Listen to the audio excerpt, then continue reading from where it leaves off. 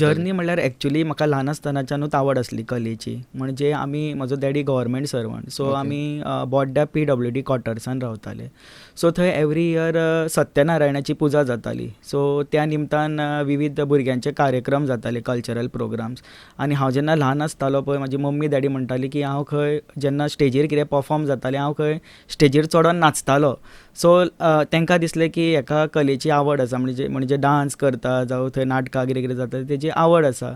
सो त्या कारणान म्हाकाय तेंच्यांनी डान्स शिकपाक घातलो. सो म्हणजे आमचे जे सोसायटीनूच जी कोण शिकयताले तांचे अंडर हांव डान्स शिकलो.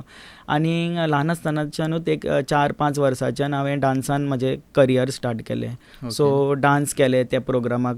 मागीर नाटकां बरयलीं, नाटकुली बरयलीं 15-20 मिनटाची. ती हांवें डिरेक्ट केली ल्हान आसतनाच, आनी तितून हांवें एक्टिंगूय केली. त्या टायमारूय बीन डिरेक्ट करताले? हय हय, त्या टायमारूच म्हजें बरोवपाचें चालू जालें म्हणपाक शकता तूं, ल्हान आसतनाचून. आनी तो एक म्हाका प्लॅटफॉर्म मेळ्ळो. सो त्या प्लॅटफॉर्माच्यान सगळें चालू जालें. मागीर जेन्ना हांव स्कुलान वचपाक लागलो तेन्ना टिचरींक म्हजो आवाज आवडलो. सो थंयच्यान म्हाजी जर्नी जाली म्हणजे सिंगींग हितून जाली. सो आवाज आवडलो कारणान म्हाका जी पोएट्री आमची पॅट्रियोटीक सिंगींग कॉम्पिटिशन जाताली स्कुलाची. सो तितून म्हाका पार्टिसिपेट जावपाक ऑपॉर्च्युनिटी मेळ्ळी. सो स्कुलाक हांवें रिप्रेझेंट केलें सिंगिंगेन.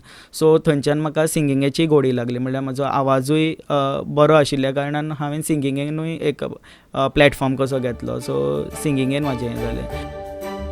तुम्ही पळयतात GNH.